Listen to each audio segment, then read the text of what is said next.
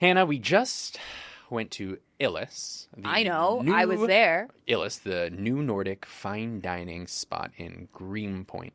Wow, what a Mad Libsy sentence that was. We drank what could only be described as Clamato Bloody Mary out of an oversized clamshell. Yep. Sealed with beeswax, I might add.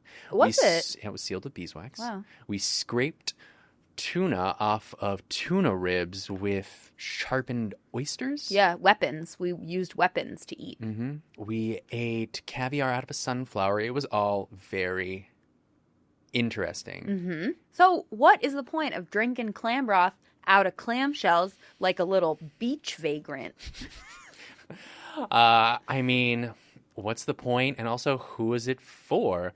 And when should we seek this kind of food out? Certainly, it's not an everyday kind of food. That sounds exhausting, Yeah. but maybe it's fun. It's like, what's for breakfast? Plums and lardo. Hello, I'm Hannah Albertine, senior editor at Infatuation, and my best friend is Jimmy Nardello. And I'm Brian Kim, editorial lead for Infatuation and NYC. I've eaten avocado squash twice this week. This is Restaurant People, the show for people who eat at restaurants sometimes, from Infatuation. Today on Restaurant People, we're talking about the phenomenon of quote-unquote interesting food. What is it? Do we need it? And how do we tell if it's even good? Should we be eating food that pushes us out of our comfort zone? On today's episode, Infatuation Editor-In-Chief Arden Shore will join us in studio. We'll talk about what interesting food means and how chefs are approaching these menus. We'll also discuss which restaurants are serving up the most interesting dishes and where you can go to push your palate based on your comfort level. All this and more on Restaurant People. A warm Restaurant People welcome back to the podcast. Arden Shore, editor-in-chief of Infatuation, my biological brother, Brian's great aunt. So good to see you. Thank you. These two used to push me on the swings. It's true. And now look at you. She's sitting on a couch all by herself. It's so nice to have you, Arden. Thanks for having me, guys. What are we talking about today? What are we getting into? Oh my God.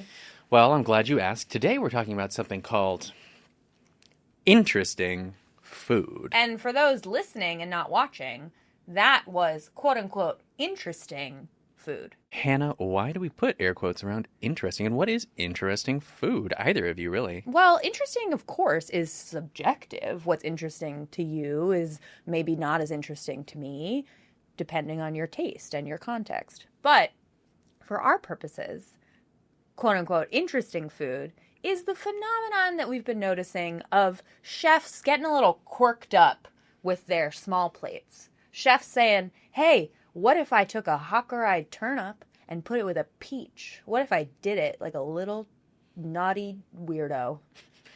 Yeah, so interesting food has always existed, and like you said, interesting is subjective. So really what we're talking about kind of is, and I don't know if you'll agree with this, but what I would call self-consciously interesting food. Intentionally interesting food. Food that arrives at your table and it says, look at me, I'm interesting. I'm so interesting. Yeah. I'm not like the other girls. What about you, Arden? How would you define interesting food, the way we talk about it, the way we've been talking about it, discussing Well, it? as I'm listening to you two talk about it, I'm thinking about when you're talking to someone who's trying not to gossip about somebody else, and they describe the other person as, well, they're nice. Yeah. I feel like sometimes you get that with interesting food. It's like, how was that restaurant? Or how was dinner? And they'll say, it was interesting. Which more often than not, could mean a bad thing, like an unpleasant interesting. But it also could be like interesting good, interesting positive. Exactly. And I think that what we need to get at somehow is, when is interesting food good?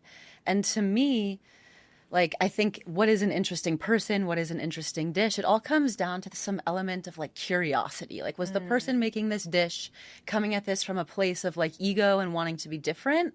Or are they, like, exploring new techniques and new ingredients to give the diner something new and exciting and potentially even interesting? Well, ego food can be so good.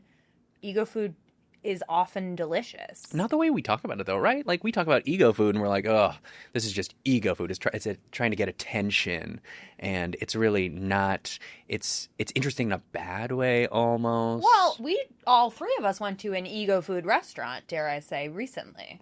The restaurant is called Illis. ILIS. ILIS is a fine dining restaurant in a former warehouse in Greenpoint, Brooklyn. It was a I gallery. think it's a gallery. It was a former warehouse, I believe, that turned into an art gallery. Oh, as they always do. It turned into Illis, the fine dining restaurant, new Nordic restaurant from a Noma co-founder. And when it opened, I think those two words, Noma co-founder, just built up a lot of shockwaves hype. through New York food media elite. Noma is like the Harvard of fine dining. You know, it's a fine dining restaurant in Copenhagen, that is highly acclaimed, lauded, etc. Closing question mark, but also doing pop-ups in LA. That's Noma. And beyond. And beyond. If you're into food and you go to Copenhagen, the first thing anyone asks you is, did you go? So Illis opened up, and it had this cachet from being associated with Noma through the chef. And so it was just kind of Greenpoint's diet Noma, right? Yeah, Noma Light. Yeah, Noma Light. And when it opened, I thought, I reviewed it. It opened 2 years ago. I reviewed it, and I gave it a really high score. It was one of the strangest fine dining experiences I had had, and I really respected that. I think the philosophy they called it was one house. Okay. Where everyone was involved in every kind of job. That sounds like right? good in theory. Yeah, A house not divided. Sure. Yeah. And they would send everyone out, I don't know everybody, but they would send out foraging parties into the woods, and they would gather Douglas fir pine needles or something. Sure, and, yeah. And pawpaw. A server once told me, hey, we harvested 300 pounds of pawpaw in the wild, and that's what's in this cocktail that you're drinking. Yeah. Once I saw a tub of pebbles sitting in the kitchen, and I was like, I'm going to test these people. I was like, where are those pebbles from if you're so hyper local? And they were like, we gathered them on a beach in northern Maine. I wanted them to be from Astoria. Yeah, that's too far, actually. Not local The enough. very best pebbles are on beaches in northern Maine. I promise. I mean, correct. Yeah. Okay, that's Illis when you were first reviewing it 2 years ago. That's the old Illis. It was wacky. It was out there. They were doing their own thing. It was like nothing else. It was very confusing at first. I thought it was a parody. It felt ridiculous, but then I came around. And you liked it because the food was objectively satisfying. It's really hard. So we'll talk about this later, but it's really hard to tell if something is objectively good. This sounds weird. As if an inventive dish, something that doesn't exist anywhere else, is objectively good. Like, how do you judge something? Or is it just new? Yeah. Different? Or is it just new and interesting? And does that itself have value? Just new and interesting food. Right. But I will say a lot of the food at Illis was objectively delicious. The old Illis, I should say. Illis. A sweet potato sliced in half, confit in beeswax with a little dollop of caviar on top. Yeah, sure. No, that's both cool and interesting technique, but also sounds like I understand those flavors and how they're going to work together. Objectively delicious. And then we returned to Illis recently, and for me it was a much different experience. We did the 12-course menu, and Which cost us, in total for 3 people, I feel like it was around the ballpark of like $1,300. so 12 courses. How was your 12-course tasting at Illis? I want to ask both of you, how was the experience? What did you think? I think we just got to kick off by starting about that clam dish. You get 1 clam per person. It's a huge clam. It shows up looking like a bugle. Yeah, And standing vertically. standing vertically on ice, and you sort of, with your little paw, clutch the thing. Yeah. And then knock it back. Well, it's really filled to the brim, so it's not a shot. It's like you're slurping for a while. You're slurping. It's loaded with clam juice. It's kind of like clamato. Yeah. But like the most perfect version of it. And the second you take a sip, you feel like you're, I don't know, like at the basin of some stream in Baja. Yeah, It's like you're at an estuary and like fairies start singing. It's and estuary food, for it's sure. estuary food, and it is delicious. And Yeah. it's so funny to watch your dining companions knock it back. I think that it does have that element of curiosity, and it's interesting, but it's also objectively delicious. It's interesting food that works. And fun to drink and it's out of a fun and it's interactive. And there were a lot of interactive experiences throughout those 12 courses. But some of them were less delicious than others, and some of them did become a little bit gimmicky. But overall, what I liked about Illis is that it made me feel like a little bit of a cave person, and all I ever want in a dining experience, or maybe in my life, is like, I don't know, to like wander around in a loincloth and like eat tuna. So, At Illes, we got a little bit of that. We also got to scrape the tuna carcasses. We were each had an oyster shell to scrape. It's our The caveman ribs. tool, and they were also sharpened, they told us. One edge of that oyster shell was sharpened, and you could really tell the difference. And so each of us reached into the middle of the table and scraped our portions of tuna. And of course, it's covered in like preserved strawberry yuzu kosho. Like it's not just tuna. Like, Which we had, by the way, already seen in the crudité With the of crudité that course, meal. And so that's we right. were already a little, unimpressed. That by didn't the bother yuzu me so kosho. much that we had seen it already. But so during Tuna 1, Arden said, I'm having fun. Interesting food is fun. Like the interactive element was the cool thing. And also, it's raw tuna. How bad could it be? Then fast forward, not the immediate course after. I want to say maybe 2 or 3 courses later. Does that sound right? It was definitely at least 3 courses later.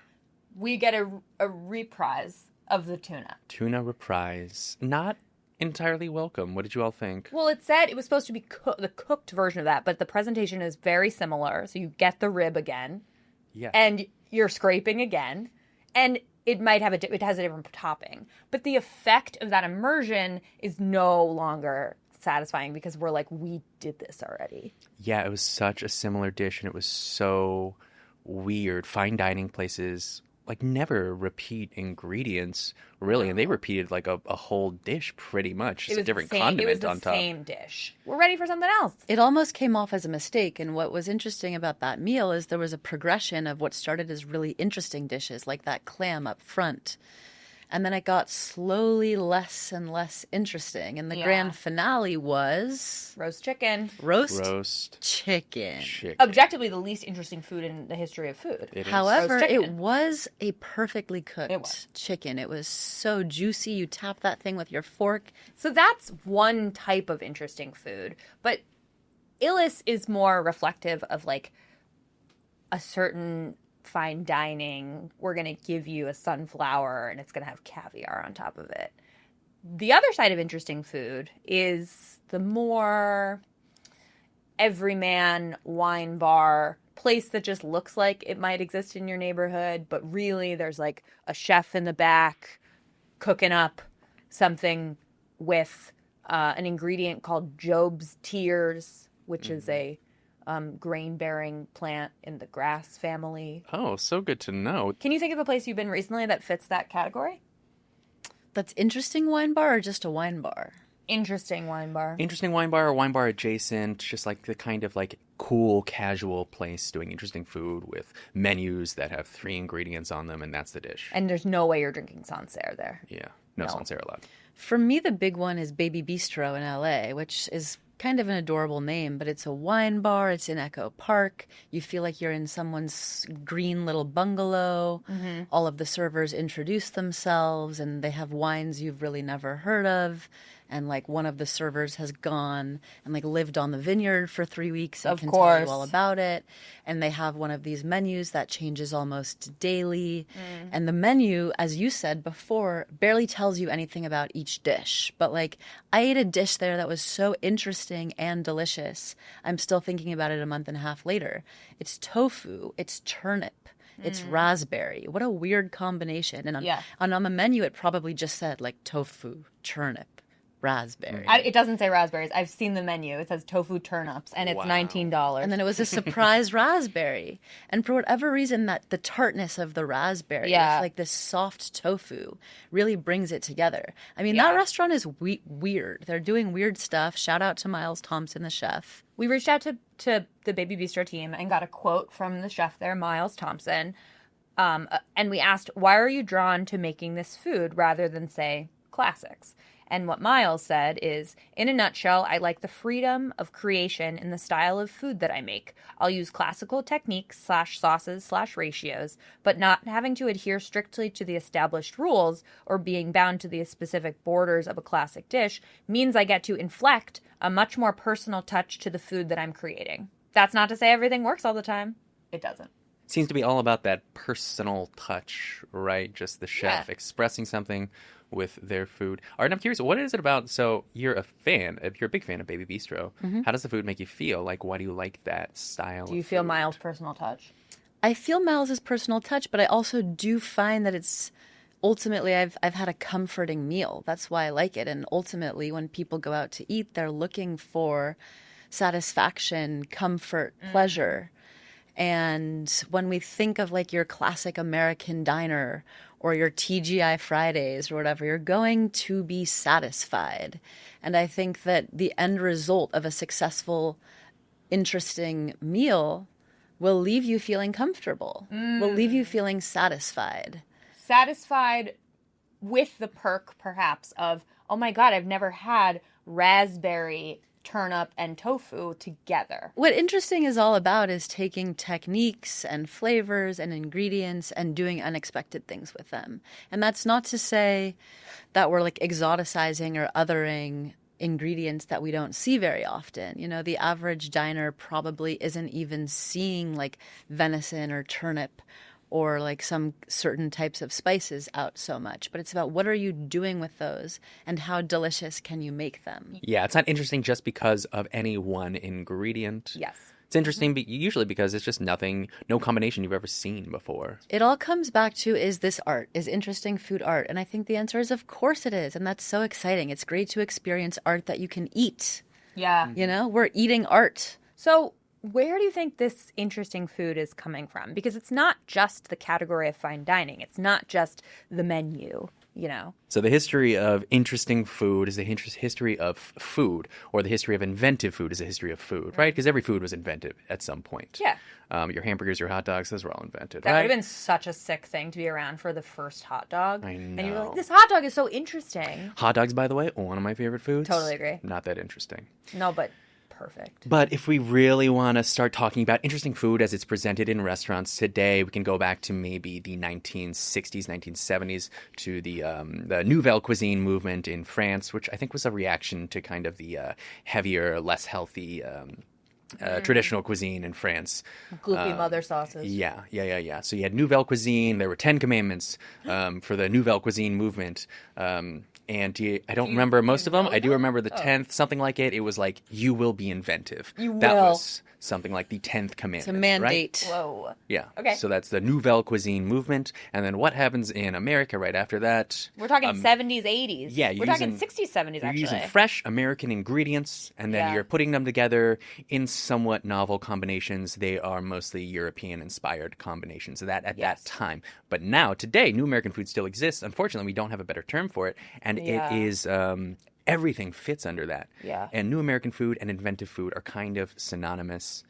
Today, under New American food, we put places like Bonnie's, a Cantonese American restaurant in Williamsburg.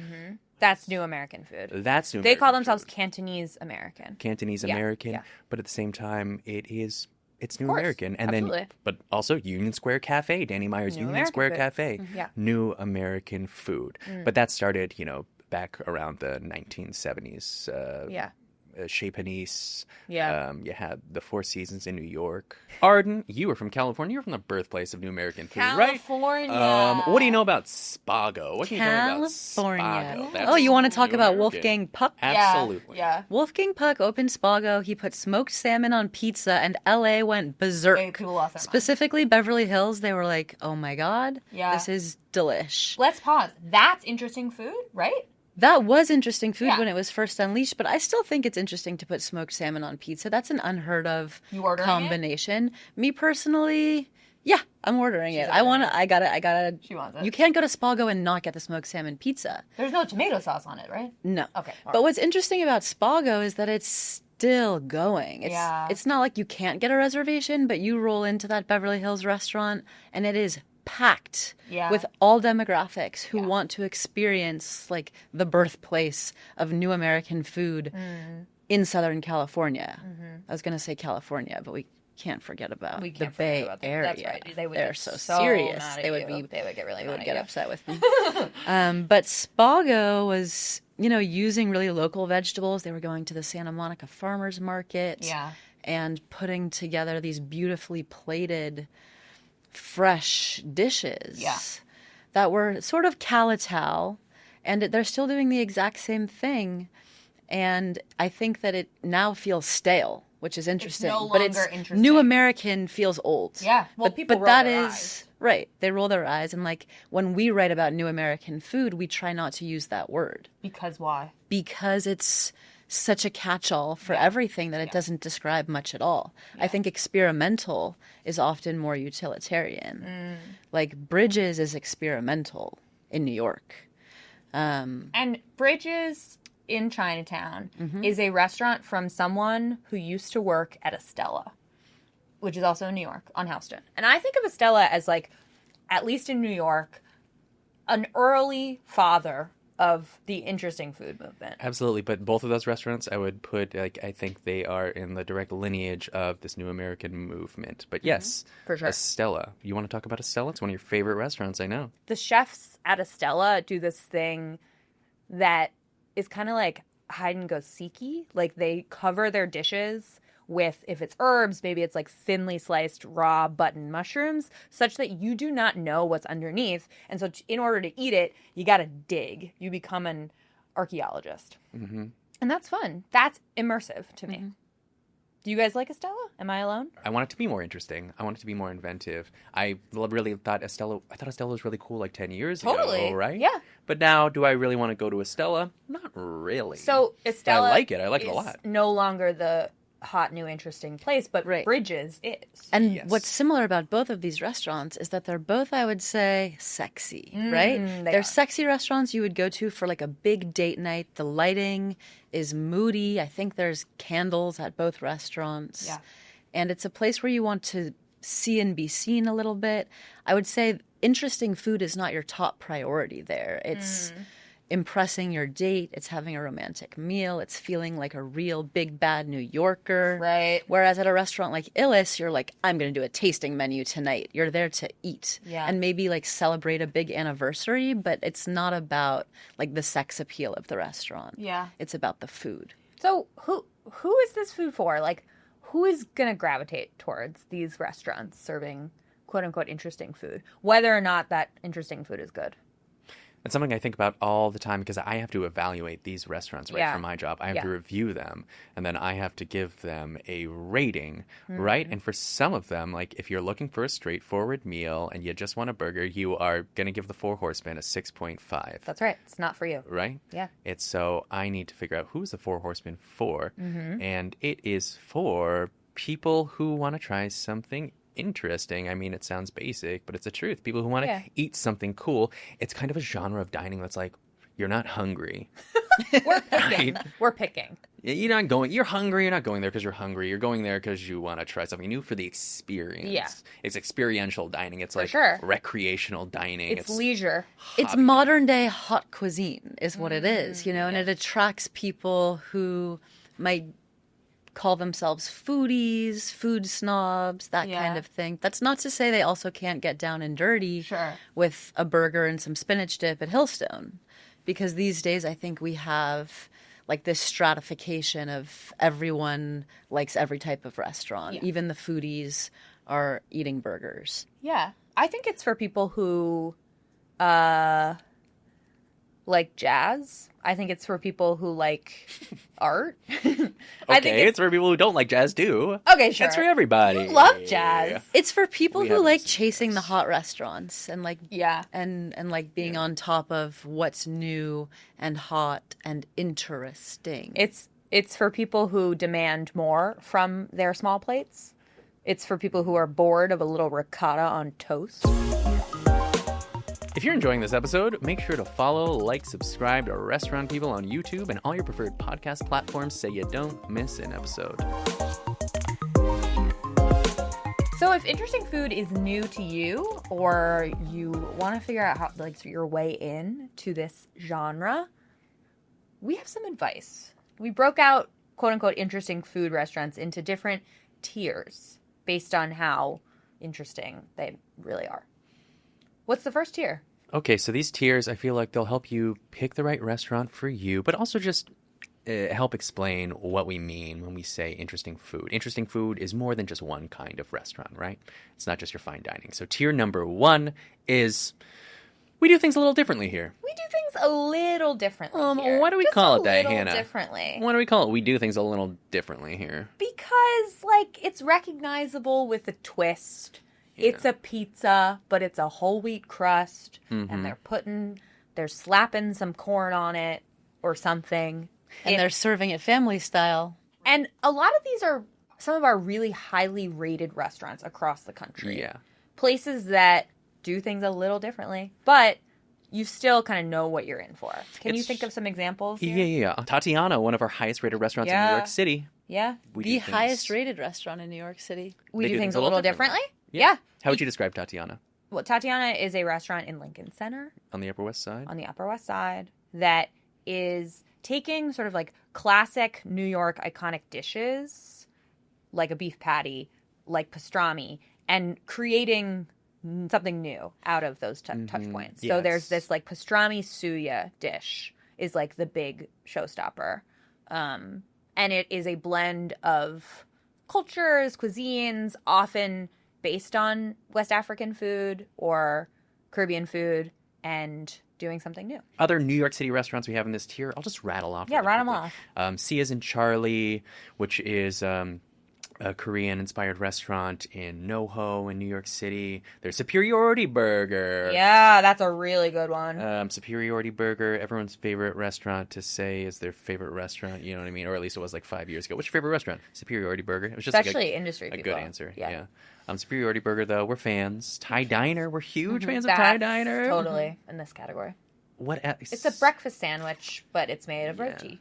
Tier 2 is we're calling ambidextrous. Ambidextrous. So these are restaurants that can go kind of either way. They could be totally interesting, depending on what you order. Or you can bring your pickiest friend, and they won't be freaked out. Arden, do you have any guesses as to which New York City or otherwise restaurants might be on this list? Well, I think the perfect example of this is the Four Horsemen in Williamsburg. And that's because I went there recently with a friend of mine who's a little picky. Yeah. Little picky. Yeah. And we still had an excellent meal of, we had some salad, we had some crudo, we had some bread with your chefed up butter of sorts. And like nothing was particularly so interesting. Would I have liked to eat the pork chop or like the head-on prawns, which don't even sound that interesting, but you know that at Four Horsemen they will be because they're doing freaky stuff to them. Yeah. But I think it's ambidextrous because it can go both ways. It can do a lot. The thing about the Four Horsemen is the menu changes like every 2 weeks or so. Right. You never really know how often. So, yeah, depending on the menu, it could be in this tier. There's a place in Chicago called Cellar Door Provisions that our team likes a lot over there. And we reached out to the chef and co-owner there, whose name is Ethan. And Ethan comes from a fine dining background, but loves bistro-style food. So on the menu, you're going to have cured sun-gold tomatoes in fortified tomato water, obviously, with like perilla gelée. But you're also going to get a burger with aioli and pickled Fresnos and like very specific greens. And that, to me, reads like an ambidextrous restaurant because you could bring your frightened little friend and they'll be like, give me that burger. And they'll be like, wow, can you believe the greens on this thing? But it's still within the wheelhouse of comfort and like ease for them while you eat your tomato water. It sounds like it's New American done right? Yes. It's like you have your tomatoes, but they're in fortified water. And it's like all of these recognizable things that have really gotten special treatment. And so I asked, we asked Ethan, how do you balance prioritizing food that's interesting to you versus interesting to the guest and the diners at large? And Ethan said, we try to begin with dishes that excite us and then consider how a diner would respond to the thing. How challenging will they find the dish? We love food that might feel outwardly foreign, but instantly familiar and appealing as soon as you eat it. I think that's a really good summary of like, you look at it and you're like, what are those layers? What are those leaves doing there? But the feeling of eating it, like, as a whole is familiar somehow. Yeah, there have to be some familiar elements for you to connect to, like for you to have a response, right? Or no? Yeah, I think so, because then you're just like in Illis territory again and again and again, which may or may not be satisfying, but it's a different type of satisfying. Arden. You know this place well. It is Four Horsemen adjacent. It's from the people behind Penny. It is Claude. Claude is a restaurant/wine bar in the East Village in a basement below its sister restaurant, Penny. It is European-inspired, and it's a fun place. Claude. Ambidextrous. Arden, would you agree with that? Is Claude somewhere you could go and have maybe a kind of wacky meal and then also just a safe meal? Claude's a great example because they have agnolotti, but they're loaded with chicken liver, Yeah, which, that's a perfect might freak example. some people out, but it's so delicious and familiar, but a little bit different. It's got that irony taste to it, but they also do like a really perfect roast chicken. And a perfect which chocolate feels cake. safe, and a nice chocolate cake, which is all about nostalgia. I think it has like the elements of nostalgia and pleasure, and then a little bit of like playfulness and like, we did that. Yeah. Wink, wink. And then they run away. There's another place in Austin that I think falls into this category that's called Le Calamar. Oh. And it's like, as our writer Nikolai describes, sort of like fairly classical French stuff, but nothing feels like over tweezy. And there's some twists, like a deboned chicken wing stuffed with huile la coche and chicken mousseline. This is sort of like a super engineered chicken wing. You're like, I've had chicken wings before, but never like that. The thesis of his review is like, fancy food doesn't need to feel fussy. And actually, I think that kind of captures what we're talking about. With great, interesting food, it's fancy, it's not fussy. Tier 3 is my favorite. Well, then let's take a look at it. Why is Tier 3 your favorite? Because it's like, first? it's the one we've been talking about the most, I think. Tier 3, riddle food. Riddle Foods. That's the title we settled on. It's a working title. It's a working title. Riddle Foods. It's kind of like you eat something, you're like, aha, Hey, that's interesting. Isn't that this one? Neat. Look at that. That's neat. Oh. And the menu could satisfy your picky friend, but they're not really the best people to bring. Like, don't bring your picky friend, actually.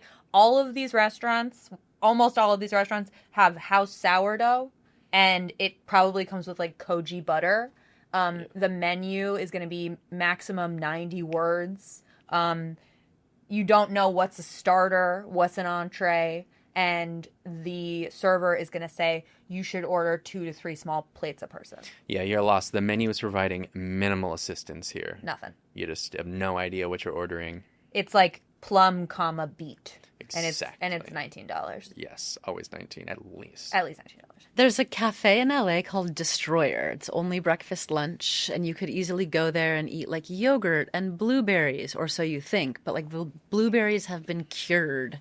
Sure. And like you're getting the chicken schnitzel salad. Like, that's not your standard chicken schnitzel. They've done things to it that, like, I can't even describe. Whoa. It's sort of space food. And it's from this chef, Jordan Kahn, who also did Vespertine and Meteora, 2 very high-end fine dining restaurants that our team in LA does not love. But we really like Destroyer because it's interesting, but just familiar enough, right? And you can get like a galette, a savory galette, or a sandwich, and everything's going to be a little wackadoodle. Yeah. But just enough. And by looking at the menu, you would have no idea. You would think you're just getting blueberries and yogurt. There's a place in Miami called Recco Vecco that our editor, Ryan, who reviewed it, is just absolutely over the moon about. He said it was a place that he wants to go to again and again and again because you never know what you're going to get. And it feels surprising. What kind of food do they do? It's the same genre of like what we're talking about. It's sort of New American, but that's not really the best way to describe it. Okay. Jimmy Nard Hello Peppers? Any Jimmy For sure. Nards on the There's menu? going to be some JNs. What Tis the else? season. Wax some beans? Jonathan Nardos. Dandelion greens? Yeah, probably. Perhaps? Probably dandy greens. Another tier 3 riddle food restaurant is Elska in Chicago, which has a 9.0 on our site and is on the 25 best restaurants in Chicago guide. Like there's a tasting menu, but it's also a la carte. You can start with a tea. The tasting menu, you have to start with a tea of smoked fruits, for example. I'm really excited to go. I'm going soon. Other New York City restaurants that debatably fit into this category, I'm not 100% sure with these. Attaboy, do you know Attaboy? The inventive Korean-inspired restaurant Yeah, I like that from the place. people behind Atomix in New York City. You also have another one called Karima, a relatively new one Yeah. in Chinatown Yep. in New York. that is Northern Mexican inspired. And they do a really cool tasting menu that I really want to try again, even though I think I've had it twice now. You want to go back for more? Yeah, you might get something like a sope with English peas Yeah. and raw shrimp. Yeah. And it's really good. Moving on, tier 4. Yeah. Tier 4, we have Chef Recommends. Chef recommends you eat it this way. Yeah. Chef recommends that you must bounce up and down 3 times and shake your little butt before you enjoy your goose liver. I mean, Meteora in LA, which I just mentioned, from the same chef as Destroyer, which we like a lot. Meteora we like less so. The chef describes it as a prehistoric restaurant, Oh my which is God. so Get a life. exactly get a life, and the inside feels Tuluminous, like it feels like a Tulumi restaurant, but I think they're going for like the land before time. Yeah.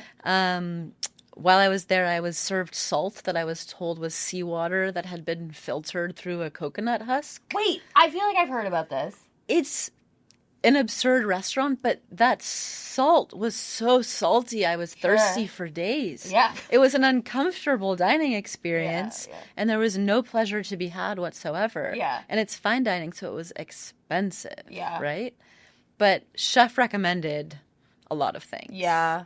Yeah, the highest stakes tend to be the most expensive. Yeah. And usually the most self-indulgent restaurants. This is ego food. Oh my God. Yeah, it can be ego food. But something like, there are a few places in New York that we do like, and they are both fine dining. I would say Aska is another one of those new Nordic restaurants in Williamsburg. I think they do it without going over the top. It's still enjoyable. Yeah. Even if you are going to wind up eating moss or something. Totally. And then there is Atto Mix, the sister restaurant of Atto Boy. It is the fine dining place in the Nomad neighborhood of New York City, just in the basement of this townhouse. I think there's roughly 12 seats around the counter, but it's a very inventive Korean-inspired tasting menu. Yeah. I wouldn't even call it Korean food because it's not recognizably Korean food. There are a lot of Korean flavors. Sure. It's Korean-inspired, but really it's experimental food is what I would call it. Yeah. And they do just a really good job of just telling this story, this narrative with this food and these note cards that they pass out along with it. Yeah. It's an experience, for sure. I mean, I think, at this tier 4, the experience has to be part of your meal. Like, it cannot just be you're ingesting food. Yeah, they got to sell you on it. It's a story, I guess. And that's where interesting food can be very eye-rolly and ridiculous. Yeah, they got to pull you in and make sure you're all on the same page and make sure you know what story you're listening to or reading. Yeah. And sometimes you're like, I smell I smell that fart. And sometimes you're like, oh my God, I'm ready. I'll go find some snails with you tomorrow. So do you think there is ultimately this divide between sustenance restaurants, or restaurants you go to because you're hungry, Yes. and then recreation This is restaurants? brain Absolutely. restaurants. This is brain restaurant. Brain restaurants. And This obviously is culture there's a restaurant. gray This is area. clout restaurant.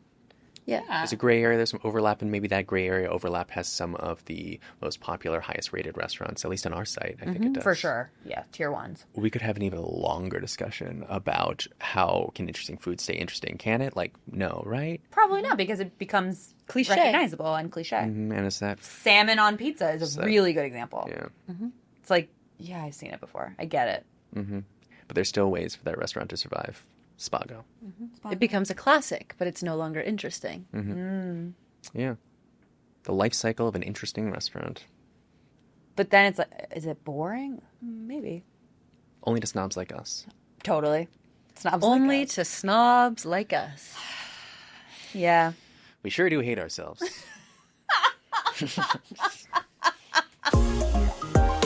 If you want to find out more restaurants that are pushing boundaries for better or for worse in your neighborhood, check out our reviews and guides on theinfatuation.com or at Infatuation on Instagram or at The Infatuation on TikTok. I'm Hannah. I'm Bryan. Arden, thank you so much for joining us today. This was Restaurant People, a show from Infatuation.